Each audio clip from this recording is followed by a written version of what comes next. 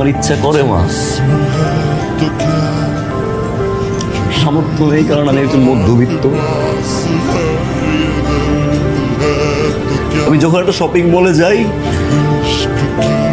একটা দামি শার্ট দেখে আমার খুব ইচ্ছা করে যে আমি আমার বাবার জন্য কিনি। আমি একটা শাড়ি দেখে ইচ্ছা করে আমার মায়ের জন্য কিনি, আমার বউয়ের জন্য কিনি। তো কখন ইচ্ছা করে না মামা নিজের জন্য কিনি। আধুনিকতার ছোঁয়া কিন্তু আমার ভিতরে আছে মামা, কিন্তু ভুলে যাই। কেন জানেন?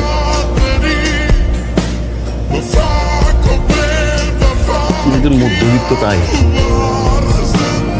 আমার স্বাদ আছে, সাধ্য নাই।